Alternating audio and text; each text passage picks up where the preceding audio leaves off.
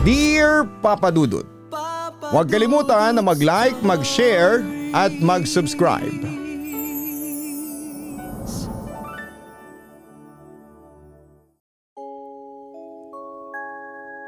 Bago ko simulan ang aking kwentong ibabahagi sa inyo ay gusto ko munang balaan kayo sa anumang maririnig ninyo. Ang kwentong ito ay totoo at nangyari mismo sa akin at kailanman ay hindi ako mag-iimbento ng kwento dahil una sa lahat ay hindi naman ako writer. Gusto ko lang namang i-share sa inyo ang naging karanasan ko. Hindi ko kayo pipiliting maniwala sa akin pero sakali mang hindi kayo naniniwala, huwag niyo sanang i-bash ang mga bubuo ng Papa Dudut Stories dahil tumatanggap lamang sila ng kwento. Ako na lamang ang i-bash ninyo kung gusto ninyo at handa ko namang tanggapin yon. Papa Dudut, ako si Juancho Miguelito Garcia ng Perelos City sa Karkar, Cebu. Pero tawagin niyo na lamang po ako sa pangalang Miguel. 55 years old ngayon, binata. At dito ako nakatira sa isang monasteryo na hindi ko na babanggitin ang pangalan. Ang ibabahagi ko sa inyo ay nangyari ilang dekada na po ang nakakaraan. Taong 1984, nagsimula ang lahat nang pumasok ako sa pagsasakristan. Pero sa mga magulang ko, ito ang unang hakbang para ma-realize kong dapat akong maging isang pare. Matagal na kasi nilang pangarap na magkaroon ng anak na isang pastol ng Panginoon. Kaso nga sa loob ng 20 taon ay 6 na babae ang naging anak nila. Kaya nang dumating ako sa pamilya bilang bunso at nag-iisang lalaki na buhayan ng mga magulang ko. Dahil sa malaki ang posibilidad na matupad ang kanilang pangarap na magkaroon ng anak na isang pare. Pero Papa Dudut, ayokong maging pare. Hindi sa dahil sa masama akong tao o pasaway na anak. Basta hindi ko lang ramdam na isang araw ay magiging pare ako. Pero dahil sa mabait akong anak at ayokong ma-upset ang mga magulang ko sa akin, ay sinunod ko na lamang ang kagustuhan nila. Nagsakristan ako kahit na labag sa kalooban ko.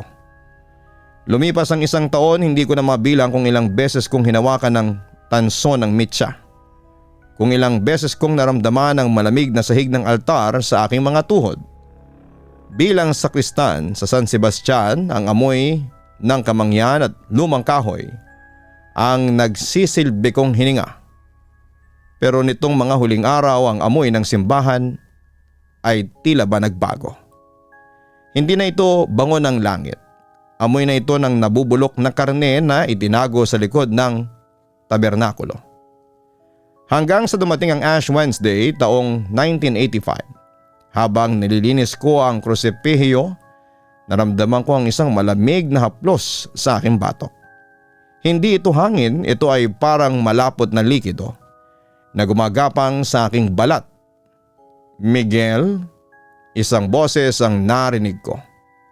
Pero hindi ito galing sa labas, galing ito sa loob ng aking ulo. Parang kinakamot ng kuko ang aking utak tuwing ala ko sa rebulto ni Kristo. At sa isang iglap ay nanigas ang buong katawan ko. Ang mga mata ng rebulto na dati puno ng awang ngayon ay tila nanlilisik at sumusuka ng itim na likido. Ako ang unang nakapansin nito kaya agad kong sinabi ito sa sakristan mayor at sa parish priest namin ang mga nangyari. Papa Dudut, nakita ko sa kanila ang takot at agad na pinagutos ng pari sa sakristan mayor na akyatin ng rebulto ni Kristo at punasan ng itim na likidong tumutulo sa mga mata nito. Sa kabilang banda ay binaliwala ko lamang yon nung una at nagpatuloy pa rin ako sa pagiging sakristan.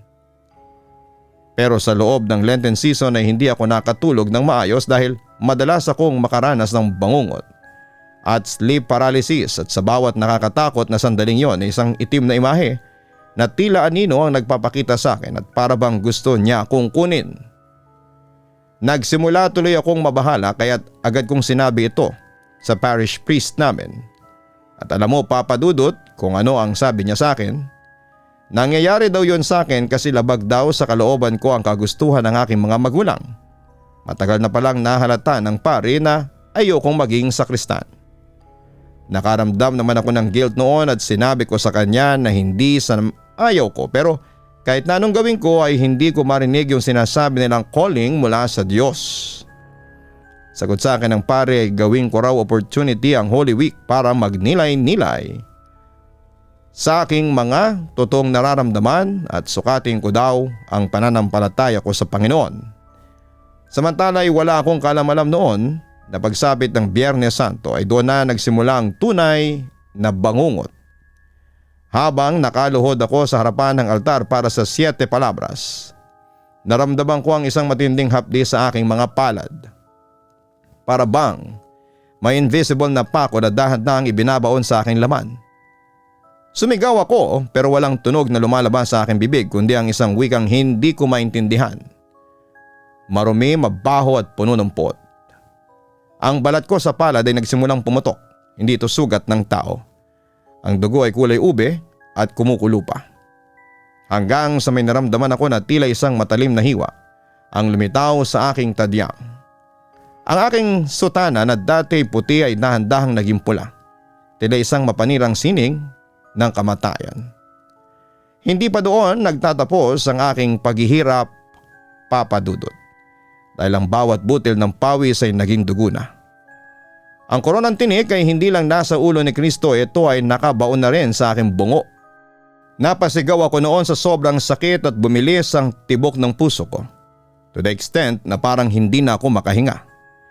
Sinubukan kong sumigaw muli para tawagin ang pari at mga kasama kong sakristan pero walang sumaklolo sa akin at para bang ako lamang ang mag-isa doon sa simbahan.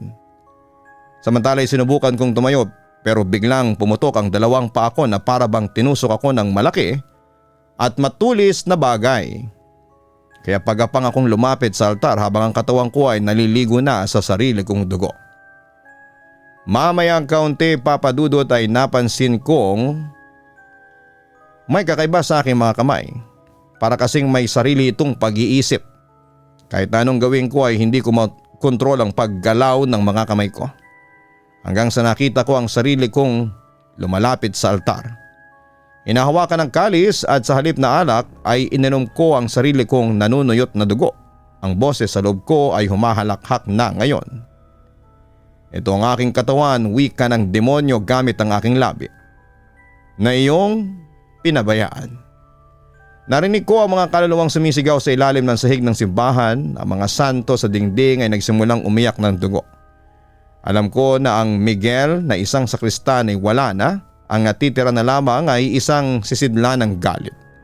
Isang stigmata na hindi tanda ng kabanalan kundi isang selyo ng impyerno.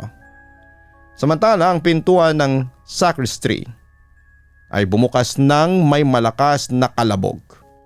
Tila tinulak ng isang puwersang hindi nakikita. Pumasok si Padre Ricardo, ang parish priest namin, na nagturo sa akin ng bawat dasal at bawat galaw sa misa. Ngunit sa pagkakataong ito, ang kanyang muka ay hindi nagpapakita ng pagmamahal. Puno ito ng malinis na pagkasindak. Miguel, anong ginagawa mo sa altar? Ang nanginginig niyang katanungan. Hindi ako sumagot gamit ang aking dila, sa halip ang katawan ko ay dahan-dahang tumayo mula sa pagkakaluhod. Narinig ko ang lagotok ng sarili kong mga buto, 1, 2 hanggang sa aking likod ay bumaluktot sa parang hindi kaya ng isang normal na tao. Ang istigmata sa aking mga palad ay hindi na lamang sugat, ang mga ito ay bumuka na parang mga bibig na nagnanais kumagat. Nakita kong dumating din ang assistant parish priest namin at ang sakristan mayor at pareho silang nagimbal sa kanilang mga nasaksihan. Tinangka nila akong lapitan para pigilan pero isang kumpas lang ng aking kamay, parang may invisible force na tumulak sa kanila palayo sa akin.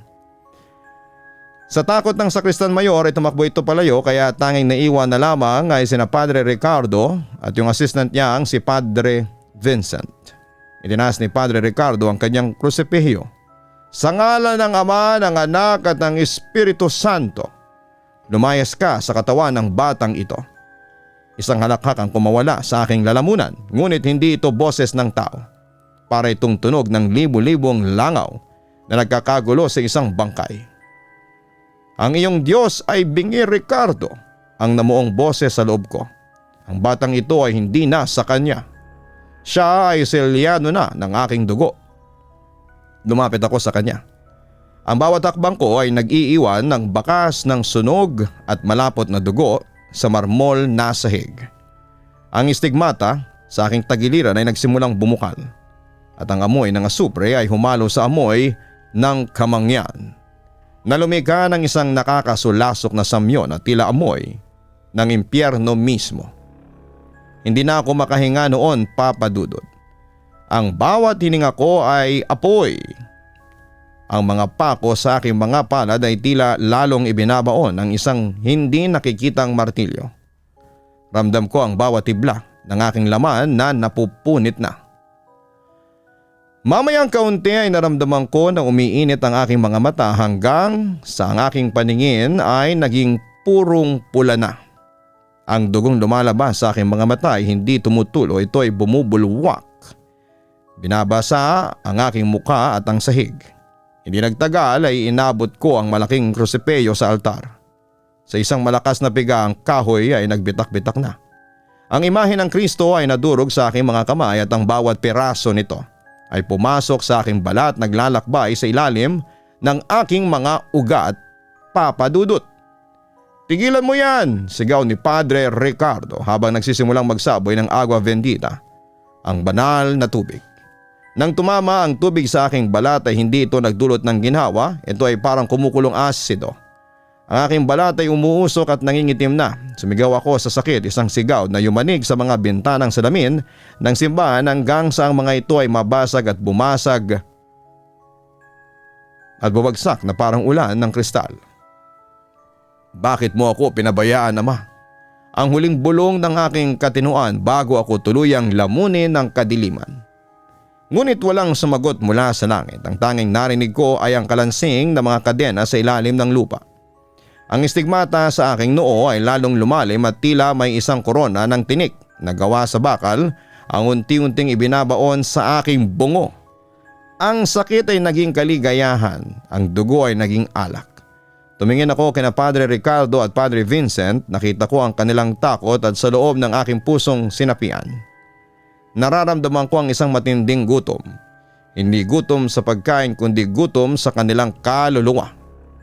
Mamayang kaunti ay nakita kong nagsinyasan sa mata sina Padre Ricardo at Padre Vincent. Tapos ay nagmamadaling lumabas ang assistant parish priest.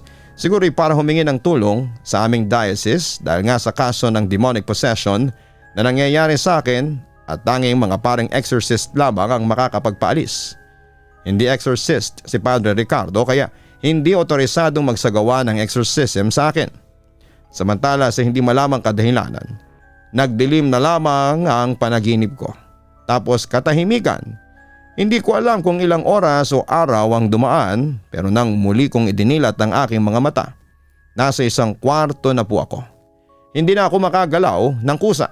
Ang katawan ko ay naging isang itim na puppet na pinapatakbo ng mga ugat na hindi naman sa akin.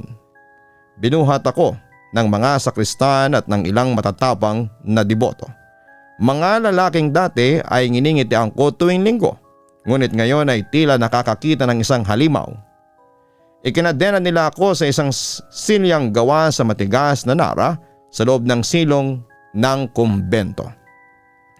Ang bawat pagtama ng bakal sa aking balat ay nagdudulot ng kislap ng apoy.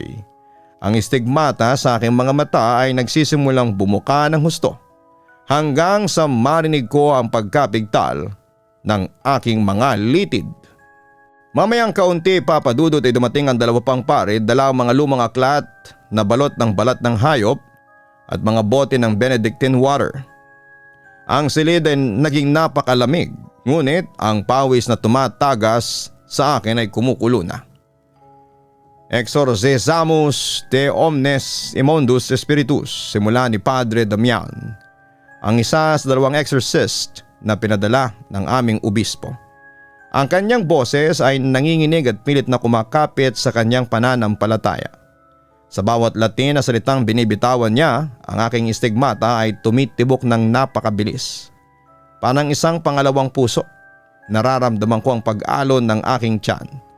Isang bagay na kasing laki ng kamao ang gumagapang sa ilalim ng aking balat. Mula sa aking puson paakyat sa aking lalamunan. "Iluwa mo siya," sigaw ng isang pare. Ngunit hindi ko siya iniluwa.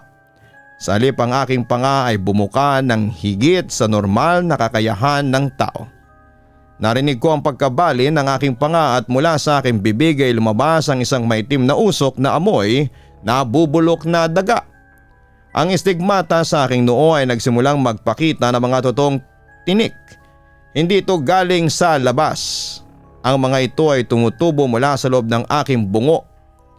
Isa-isang lumabas sa mga matutulis na dulo sa aking balat at itinutulak ang aking mga buto palabas.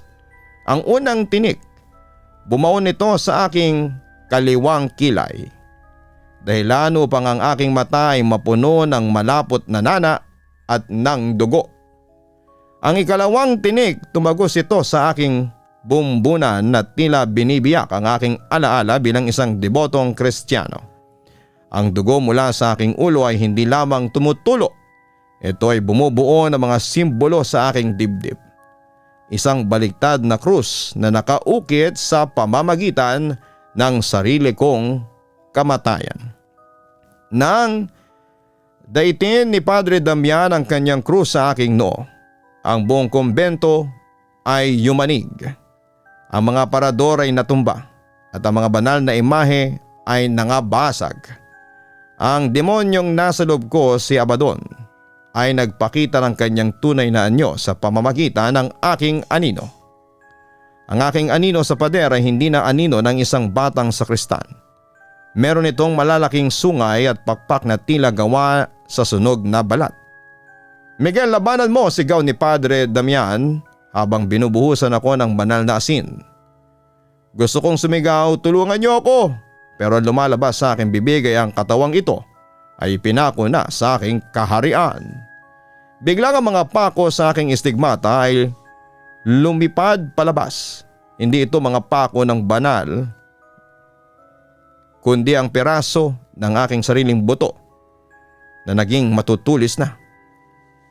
Tumatama ang isa sa balikat ni Padre Damian at ang dugo niya ay humalo na sa itim na sahig.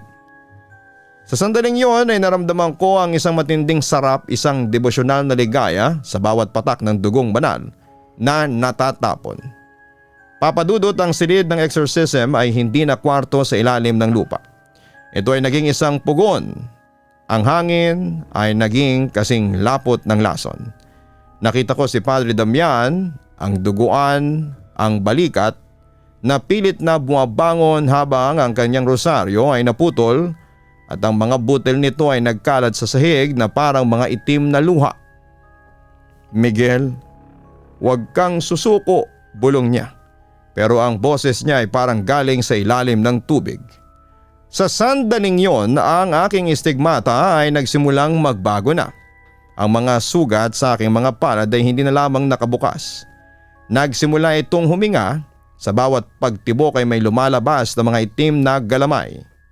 Manipis na parang buhok ngunit matalim na parang labahan na pilit na kumakapit sa silyang kinakaupuan ko. Papadudot, naramdaman ko ang pag-init ng aking dibdib. Ang baliktad na krus ay nakaukit sa aking balat ay nagsisimulang magliyab. Hindi ito apoy na nagbibigay ng liwanag, kundi isang itim na apoy na kumakain ng dilim. Mamayang kaunti ay narinig ng buong silid ang malakas na crack. Ang aking likod ay tuluyang nabali pabaliktad, kaya ang aking ulo ay nakaharap na ngayon sa aking mga sakong.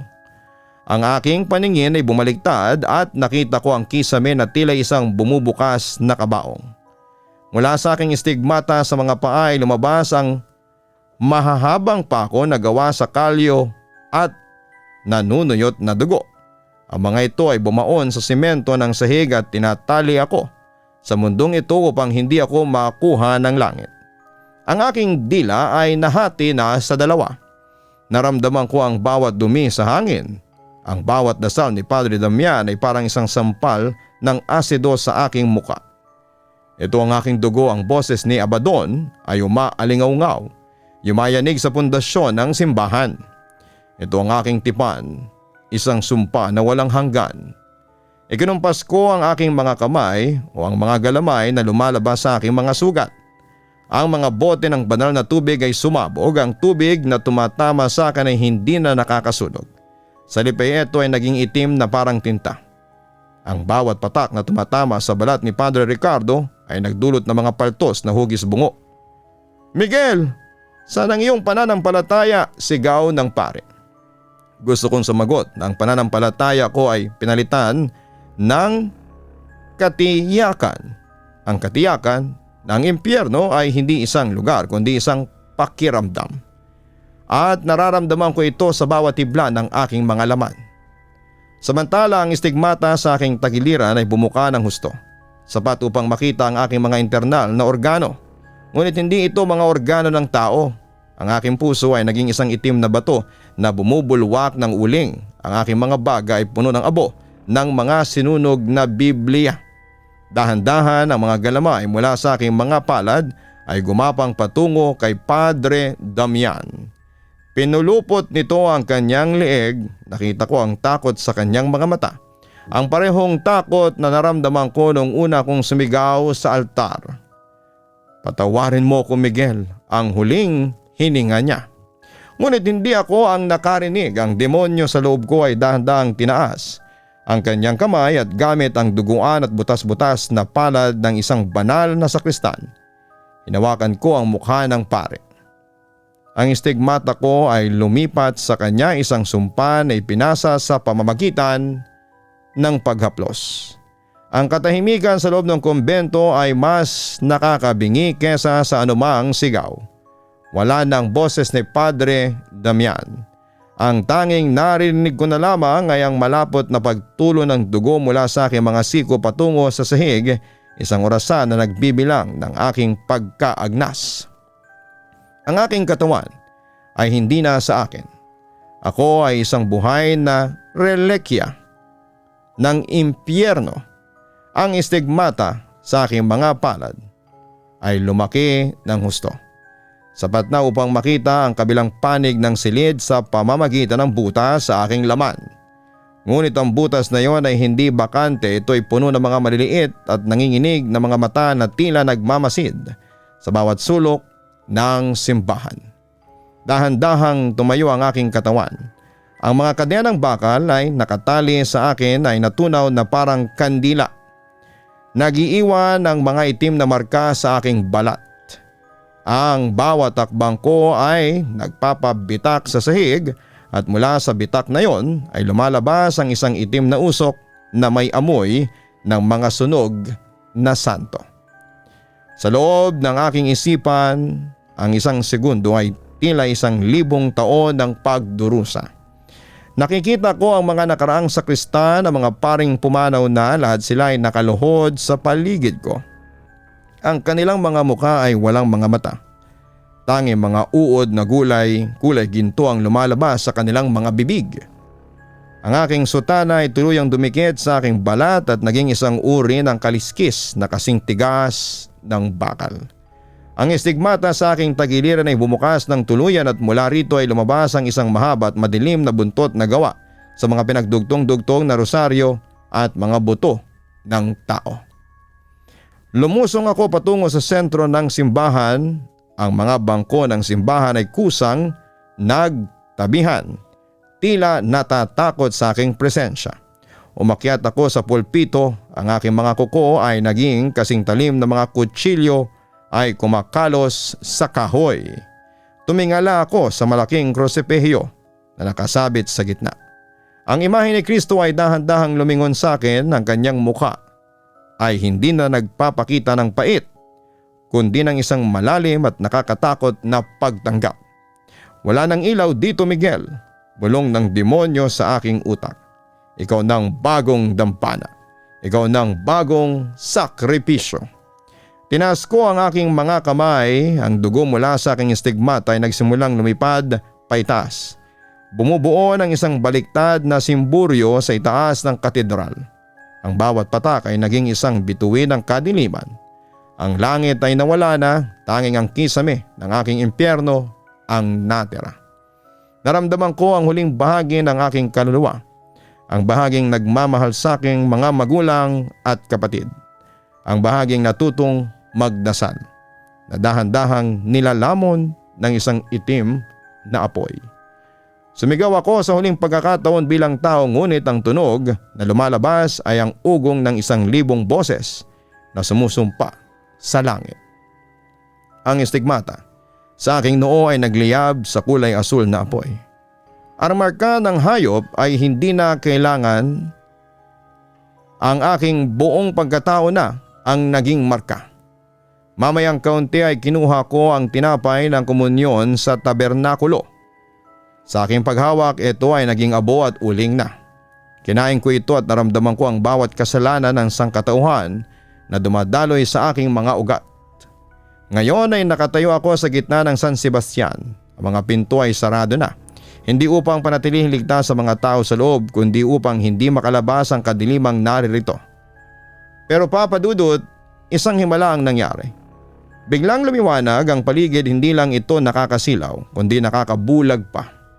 Naramdaman ko ang sakit mula sa estigmata na nasa aking katawan. Sa gitna ng liwanag, may isang figura akong nakita. Isang malaki, makapangyarihan at banal na figura. Hindi ko maaninag ang mukha niya dahil sa liwanag, pero alam kong mapagkakatiwalaan ko ang figurang yon. Narinig ko rin si Abaddon na sumisigaw sa sakit hanggang sa naramdaman ko na parang humihiwalay na siya sa aking katawan. Habang ako naman ay napapapikit lang noon at taimtim na nananalangin sa figura. Alam ko, Panginoon, ikaw yan. Ako'y sumasamba sa iyo. Iligtas mo ako sa kamay ng dyablo at dalhin mo ako sa aking kaharian na puno ng pagmamahal, sabi ko. Mamayang kaunti ay umalingaw-ngaw ang boses ni Abaddon na para bang itinapon siya sa kailaliman ng impyerno, habang ang liwanag ang siyang umuko pa ng aking buong katawan. Hanggang sa bigla na lamang idinilat. Bigla ko na lang idinilat ang aking mga mata. Nasa ospital na ako. Nasa tabi ko ang mga magulang at kapatid ko. Naroon din sina Padre Ricardo, Padre Vincent at ang Sakristan Mayor. Naramdaman ko rin ang kanilang presensya. Naroon din ang ilang mga kaibigang sakristan. Salamat sa Panginoon at nakabalik ka na sa amin, Miguel. Wika pa ni Mama sa akin. Noong una ay natakot pa ako kasi baka hallucination ko lamang ang lahat, pero hindi. Totoo ang aking mga nakikita. Ligtas ka na, Miguel, ang sabi ni Padre Ricardo. Tumingin lamang ako sa kanila at sinserong ngumiti. Sa isip ko ay nagpasalamat ako sa Diyos. Samantala, dahil sa nangyari sa akin, isang buhay ang nawala si Padre Damian, namatay siyang martir at banal. Sina Padre Vincent at Padre Ricardo naman ay gumawa ng report tungkol sa nangyari at pinadala nila ito sa Vatican.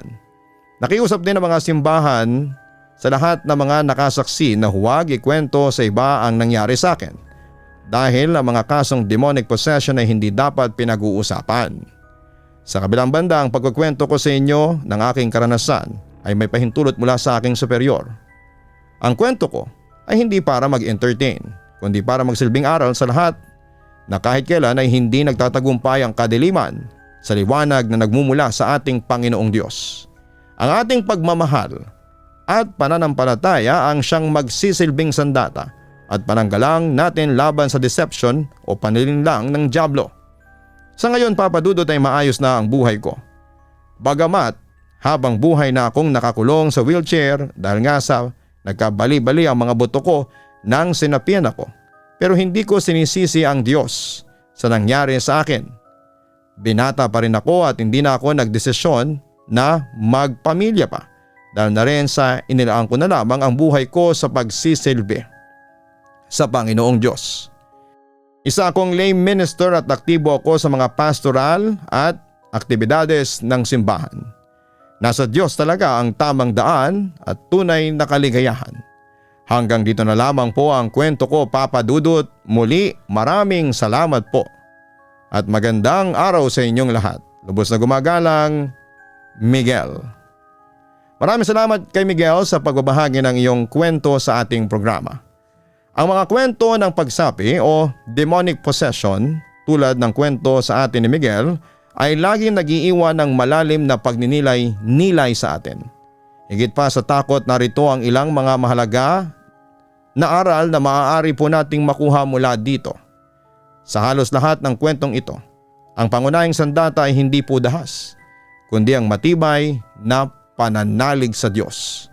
Itinuturo nito na sa gitna ng pinakamadilim na bahagi ng buhay ang pagkapit sa Diyos o sa isang mas mataas na kabutihan ang nagbibigay ng lakas upang makabangon. Madalas sabihin na ang mga masasamang espiritu ay umaatake kapag ang isang tao ay mahina, ang loob at puno ng puot o nawawala ng pag-asa. Ang aral dito ay ang pagpapanatili ng positibong disposisyon at malinis na kalooban. Kapag puno ang puso mo ng pagmamahal at kapayapaan, walang puwang ang anumang negatibong enerhiya. Pinapaalala din ang kwentong ito na may mga aspeto ang mundo na hindi kayang ipaliwanag ng purong siyensya lamang. Itinuturo nito na ang pagpapakumbaba na hindi natin alam ang lahat ng bagay at dapat tayong respeto sa mga puwersang hindi natin lubos na naunawaan. Samantala bihirang malampasan ng isang biktima ang pagsapi ng mag-isa. Kailangan niya ng pamilya, mga kaibigan at mga eksperto, pariman o doktor. Ipinapakita nito na hindi natin kailangan magdusa ng nag-iisa. Ang paghingi ng tulong ay hindi tanda ng kahinaan, bagkus ito po ay pagiging matapang. Huwag kalimutan na mag-like, mag-share at mag-subscribe. Maraming salamat po.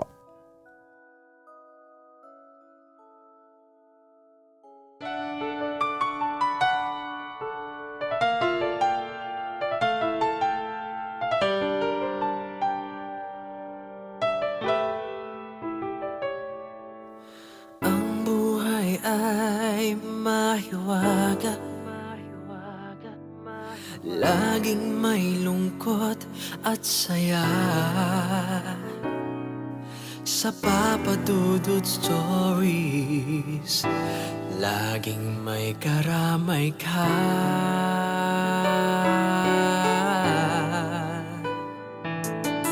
Mga problemang kay bigat, dito ay pakikinggan ka.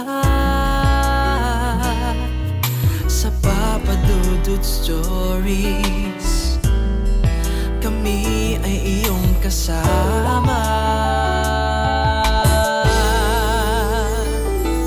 Dito sa Papa Dudut Stories, ikaw ay hindi nag-iisa.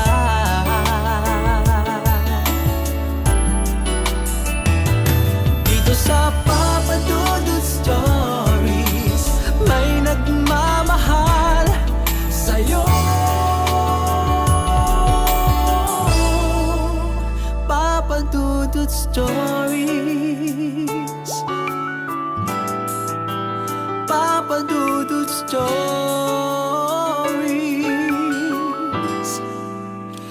Papa Dudut Stories.